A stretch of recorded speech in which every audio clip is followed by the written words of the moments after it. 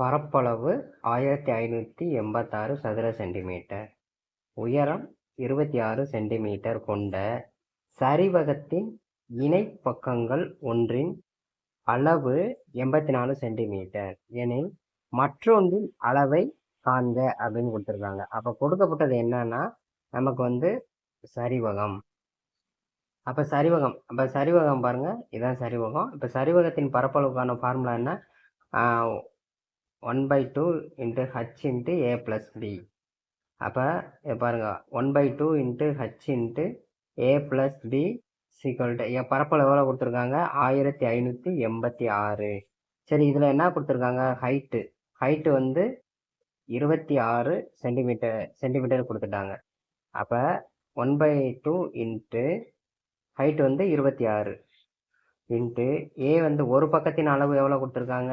84 centimetre. அப்போ 84 plus மற்றொன்றின் அளவு தான் கேட்குறாங்க. அப்போ b + b = 1586. அப்போ இது 2 வச்சு 26 அடித்தா 13. அப்போ இந்த 84 + b எங்கே வச்சுக்கோங்க?